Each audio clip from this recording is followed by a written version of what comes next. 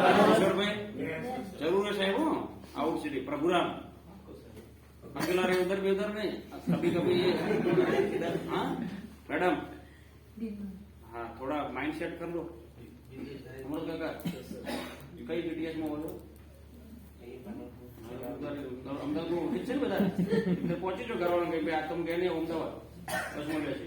GTS એટલે કે બીજાનું ખાવાનું બીજાને ઊંઘવાનું કઈ આવતા રહેવાનું બીજા બરાબર બોલો બીજું સાહેબ મેં 4 ગેસ્ટ બેહાર હતી 3 જોઈનિંગ ગયા શું વાત લો ભાઈ તાળી પાડો કે આ જોઈનિંગ લાઈન તમે વાત ના કરી 5 કલાક વાળી હા સીએન પટેલ એ લોકો અમદાવાદ વાળા કરોડપતિ જ હતા હાર હતા તમે જે અચ્છા આ તમારી જોઈનિંગ એ બધા સુખી લોકો છે સુખી લોકો રાઈટ મતલબ રીચ સારા લોકો છે એટલે 12-1 વાગે એરા હુરી અને સવારમાં 4-5 વાગે જાગી જતું જુઓ 5 કલાકની ઊંઘ વાળા અમે સફળ માણસો 5 કલાકની ઊંઘ વાળો જ હોય આપણે જે ગરીબ બની ગયો હોય સમજી લે ઊંઘ 12 કલાકની એટલે ગરીબ બન્યો હોય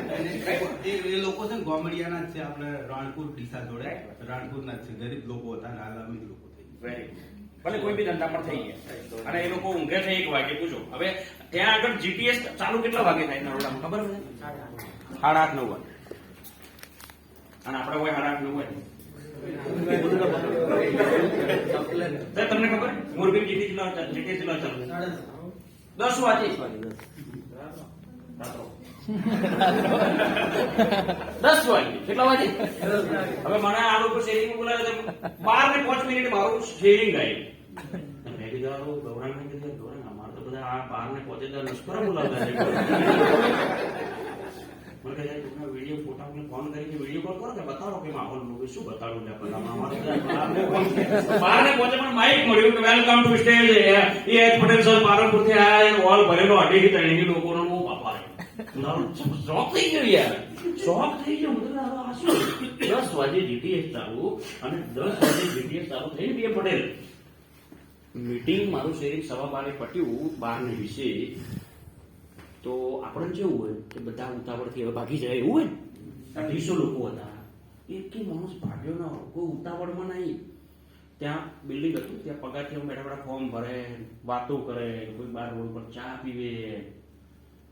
કોઈ ઉતાવળના મિજાજમાં કોઈ નતા આપણે અહીંયા આગળ તો દાડો હોય ને દાડો તો ગેસ્ટ કરતે તો લીડર ઉતાવળ કરતો ગેસ્ટ તો પહેલું ઉતાવળ કરે વાલા લીડર ઉતાવળ કરે મોડું છું હવે આવા કરોડપતિ કેવી રીતે બનાવો હજી સોફ્ટવેર જ બિઝનેસમેન નું બન્યું નહીં તમારું હજી કરોડપતિ નું સોફ્ટવેર જ તમારું બન્યું નહીં હજી તમારે આ માઇલેજ પ્રોપર સમજણું જ નહીં 4 લોકો હારા એટલે તમે બની ગયા એપીસી ડીટીજી ને એસટીજી આરપીસી તમને હકીકત બિઝનેસ ની હજી વ્યાખ્યા જ ખબર નહીં પડી